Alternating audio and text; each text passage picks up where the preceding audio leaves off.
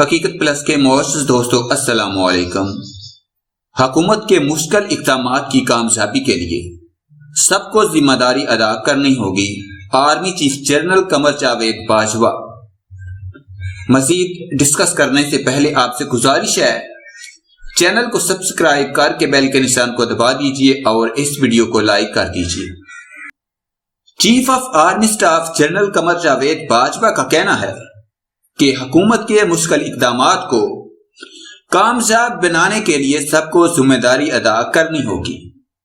پاک فوج کے شعبہ تعلقات عامہ ISPR کی جانب سے جاری بیان کے مطابق نیشنل ڈیفنس یونیورسٹی NDU میں پاکستانی معیشت چیلنجز اینڈ وے فارورڈ کے عنوان سے منعقد سیمینار سے خطاب کرتے ہوئے آرمی چیف نے کہا کہ قومی امور پر کھل کر بات چیت ضروری ہے۔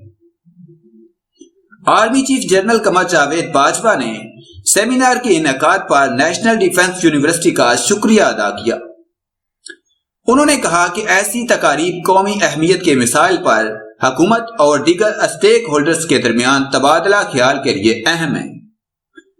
آرمی چیف نے سیکیورٹی اور معیشت کے درمیان تعلق کی اہمیت پر زور دیا کیونکہ دونوں ایک دوسرے کے لیے ضروری ہیں۔ انہوں نے کہا کہ معاشی خود مختاری کے بغیر کوئی دوسری خود مختاری ممکن نہیں۔ انہوں نے خطے میں امن کی بحالی کے لیے پاکستان کی کوششوں پر روشنی ڈالی جس سے تجارت میں بہتری آئے گی۔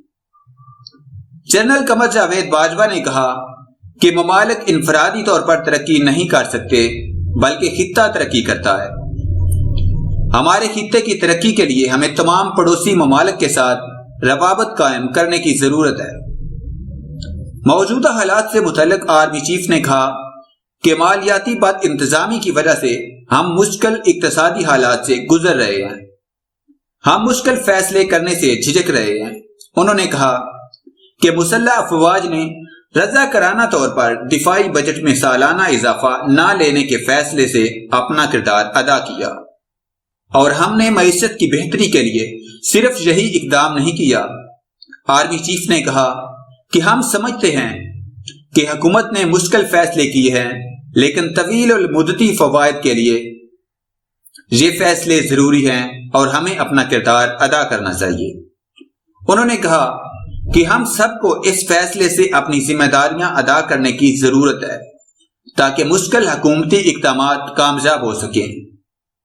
جنرل قمر جاوید باجوہ نے کہا کہ ماضی قریب میں ایسی مثالیں موجود ہیں جب دیگر ممالک نے ایسے چیلنجز کا مقابلہ کیا اور مشکل فیصلے لینے کے بعد کامیاب ہوئے۔